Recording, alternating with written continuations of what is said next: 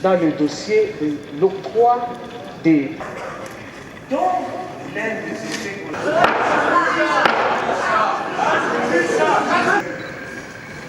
Honorable Président, RN1, beaucoup dit.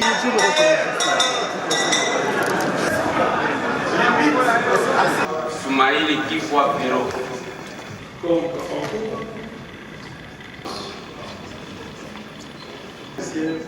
Y compris celle de la confiance des citoyens envers leurs dirigeants, unis, Picardie.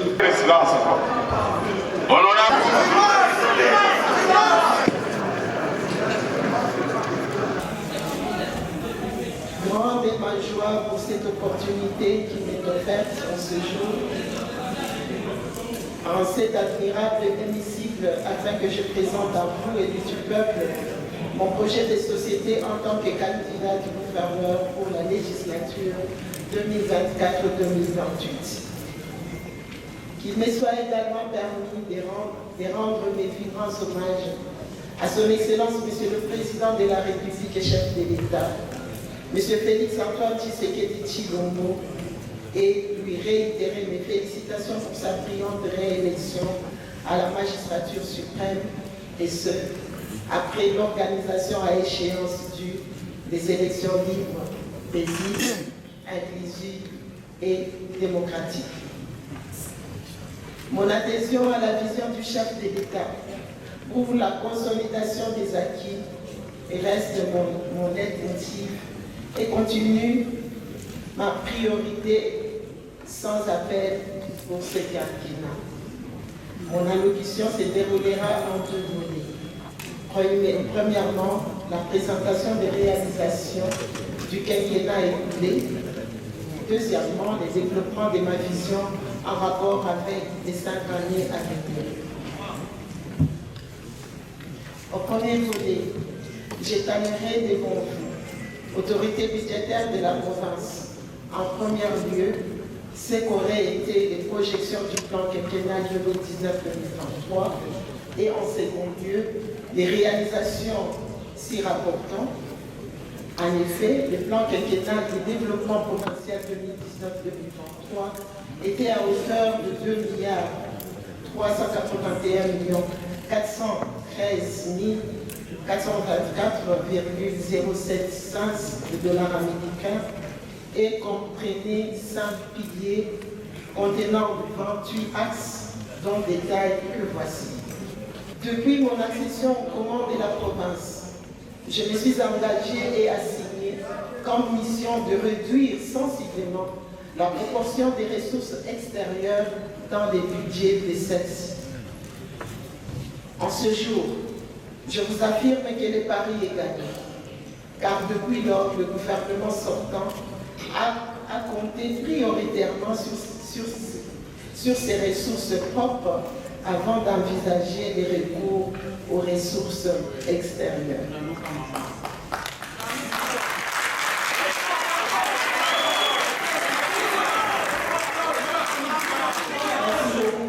Cette stratégie est également exploitée dans l'élaboration du budget du plan de développement provincial 2024-2028 que je vous présenterai dans les seconds volets. Force est de constater qu'au plan quinquennal 2019-2023, la rubrique des apports attendus des partenaires techniques et financiers était de 57,07%. Cette rubrique était essentiellement allouée au projet de l'axe Kolwezi-Dilolo pour un montant de 700 millions de $ et au projet sur l'axe Kolwezi-Sakabinda pour un montant de 500 millions de $. Et on attend ces montants jusqu'aujourd'hui. C'est jamais venu. Très bien.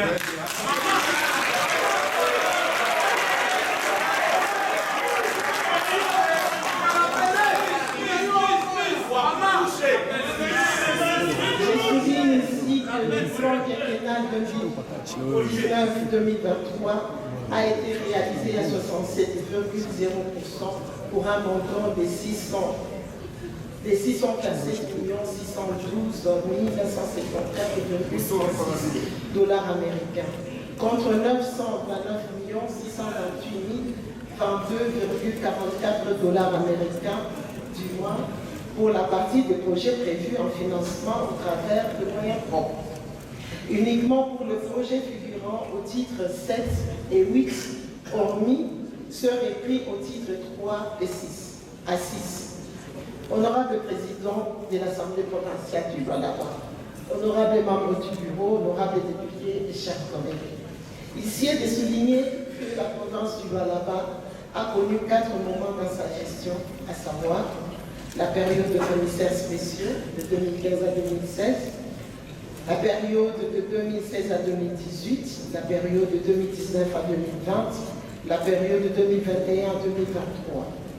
L'année 2026 et 2016, excusez-moi, est isolée dans mon analyse ci-dessus, étant donné que la gestion n'aura porté que sur son second semestre.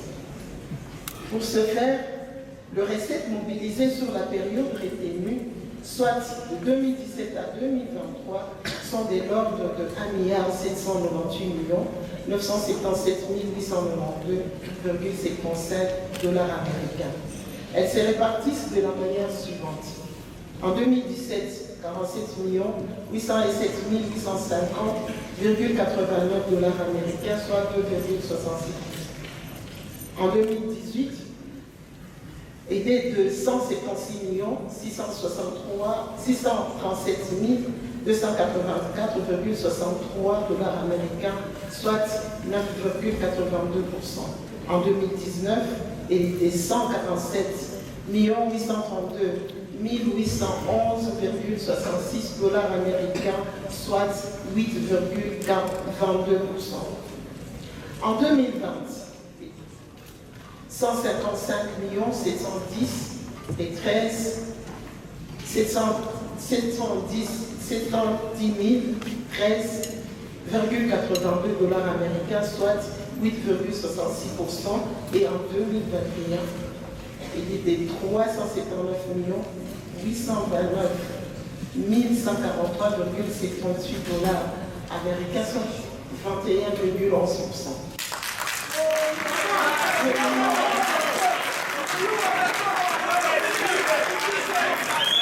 Et en 2022, il était 430 386 277,77 dollars américains, soit 23,92%. En 2023, il était 460 774 510,20 dollars américains, soit 25,61%.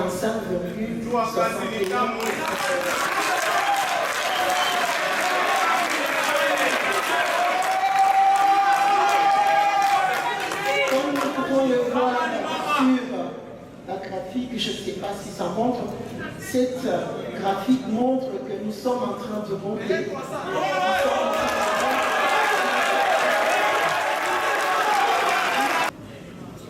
Je vous supplie, honorables députés, chers collègues, de suivre les piliers dont je vais vous présenter présentement. Ce sont des réalités que j'ai vues, le peu des travaux qui ont déjà commencé dans nos territoires. Je commence par la construction de la résidence du président de la République que tout le monde peut voir. Le bâtiment devant abriter le gouvernement, R+1, R+2, de la mairie et des résidences des officiels à Kassagi, du palais de justice à Koulesi, le poste de police à travers toute la province en faveur de la police et de FAPC, des bâtiments R+4 devant abriter la direction des recettes de Lualaba Lavernou,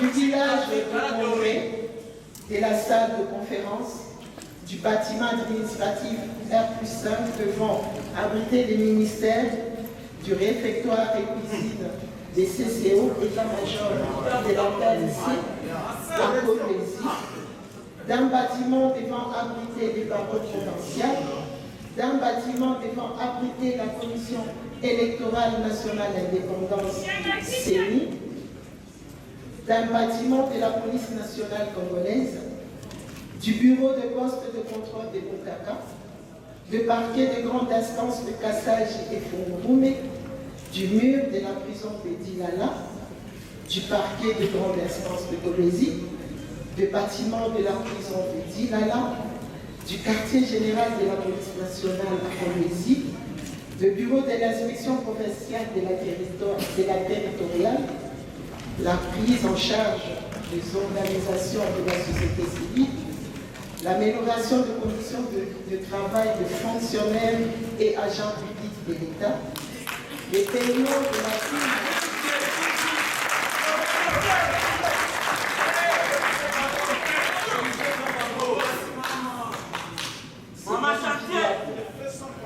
Les paiements de la prime de sécurisation aux militaires et policiers, les paiements pour toute la province de la prime de logement des magistrats, personnel administratif, de cours et tribunaux, des parquets, ainsi que des 1U y compris. L'octroi des frais de fonctionnement aux entités territoriales décentralisées et aux 5 territoires de la province.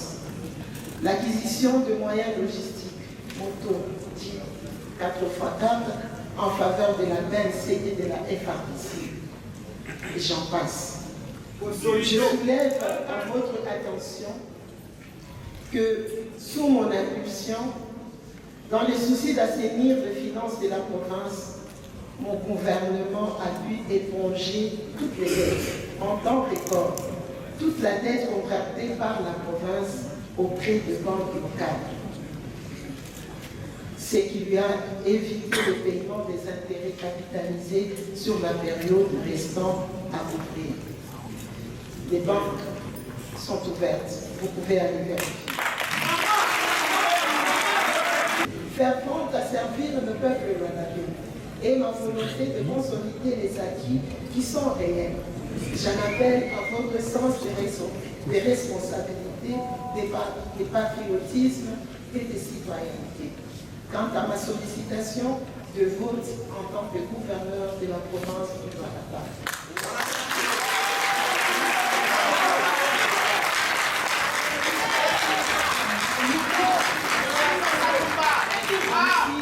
c'est achevé le premier volet de mon exposé. Je me permets, avec votre autorisation, de passer à la présentation de mon programme pour mon prochain mandat à la tête de notre province de Lualaba. Honorable président de l'Assemblée provinciale de Lualaba, honorable membre du bureau, honorables députés et chers collègues, jouissant d'un passage aux commandes de cette province et des réalisations qui ont découlé, cela constitue un atout majeur en tant que candidat gouverneur. J'ai fait part de ma vision aux services techniques qui se sont mis à l'œuvre pour les travaux en rapport avec la préparation du plan de développement provincial 2024-2028. Sans avoir l'intention de d'étaler en profondeur ma vision et pour ne pas abuser de votre temps, toujours est-il que je vous ai déjà pris suffisamment. J'aimerais dire que dans les petits documents, j'ai initié l'introduction de 3 innovations majeures seulement, à savoir la possibilité de la création d'entreprises provinciales du portefeuille dans le but de donner à la province des ressources additionnelles à ainsi diminuer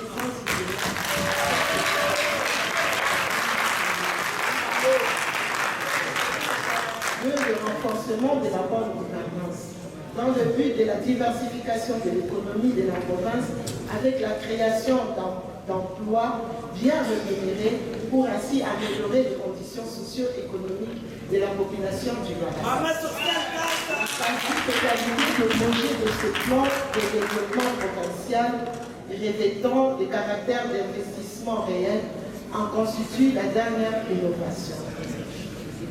Tout compte fait, vous aurez à constater bientôt que le but poursuivi dans l'élaboration de ce plan est la réduction au strict minimum, et je l'ai souligné dans la première partie de mon intervention, de proportion des apports du gouvernement central et ceux des partenaires extérieurs, comme visualisé dans les graphiques ci-dessus. Ça ne montre pas, mais en retenant l'hypothèse que les chiffres récrits ci-dessus soient susceptibles de modifications, il y a lieu de faire observer que la proportion des ressources propres passe à 81%, à plus ou moins 81% pour la période allant de 2024 à 2028, alors que le plan de 2019 à 2023, celle-ci n'était qu'à 38,87%. Cependant, les partenaires qui ont affiché une proportion importante et prédominante, soit 57%, sont réduits à 3%, soit plus de en tout cas plus de 100%. Le gouvernement central et la République à rechercher sont avec respectivement 13% et 3%. S'agissant du contenu même du plan qui traduit ma vision, celui-ci est également constitué de 5 piliers, mais avec quelques variances dans la composition de ceux-ci, ainsi que de leurs programmes constitutifs respectifs. Les 5 piliers sont les suivants. Pilier 1, valorisation des capital humain, développement social et culturel, représentant 8% des ressources attendues dans ces plans, avec notamment construction et équipement des écoles primaires à raison de 6 dans les villes et 10 dans les 7 territoires, construction et équipement des 14 écoles secondaires à raison de 2 par territoire et 2 dans la ville de Kassaj et 2 dans la ville de Kolwezi, construction et équipement de 3 hôpitaux de référence à Muchacha, Furume et Lubudi. Construction et équipement de 35 centres de santé à raison de 5 par territoire et 5 par ville et 5 par territoire. Construction et équipement d'un laboratoire provincial. Construction de membres et installation de frigo mortuaires à raison de 1 par territoire et 1 dans la ville de Kassaj. Dotation en 28 000 ans aux écoles publiques de Doualaba. Le pilier 2, renforcement de la bonne gouvernance, restauration de l'autorité de l'État et consolidation de la paix, avec une proportion de 9% où il sera question du renforcement des capacités des membres du gouvernement sur la gestion axée sur les résultats, le leadership, procédure d'élaboration de projets d'audit et d'éthique et déontologie politique. De la construction et équipement de 14 bureaux de la police pour l'ensemble de la province, de la construction et équipement de bureaux de chefferie ne jouissant pas de la redevance minière, de la construction et équipement de prisons de Dilolo et Lubudi, de la construction et équipement des parquets et tribunaux de grandes incidences des Kassaj, de la création de la base de données des assujettis, de la direction provinciale de recettes de Doualaba, de la sécurisation des agents en fonction des fonctionnaires de la province par l'octroi de numéros matricules, de la création de la cellule d'amélioration du climat des affaires. Les piliers 3, consolidation de la croissance économique, diversification et transformation de l'économie à 9%. Ici, il y aura lieu de financement des études et recherche dans les domaines géologiques et miniers, recherche dans les zones aurifères et recherche dans les zones sanitaires. L'acquisition d'équipements agro-pastoraux, 250 tracteurs et accessoires pour les territoires et 100 tracteurs et accessoires pour les villes de Kolwezi et Kassaj. 4e pilier, infrastructure et aménagement du territoire, c'est 31%, où je cite quelques projets phares tels que la construction de ponts pour 60 mètres linéaires la réhabilitation de routes et des dessertes agricoles en terre battue, soit 2500 km à raison des 500 km par territoire en haute intensité de la main-d'œuvre. La réhabilitation par voie mécanisée de 1000 km de routes d'intérêt provincial à raison de 200 km par territoire. L'asphaltage de 10 km de voirie urbaine dans les chefs-lieux de territoire.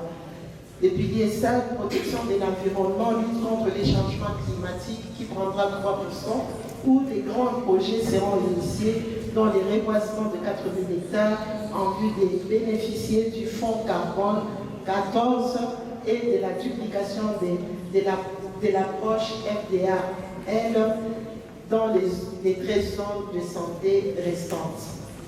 Ci-dessus, il y a encore un graphique que vous pouvez suivre illustrant les proportions respectives des différents piliers dans le projet du PTP 2024-2028. Selon les données fournies dans les diagrammes ci-haut, les piliers 4 restent en tête en ce qui concerne la répartition des ressources escomptées dans les plans avec 51%.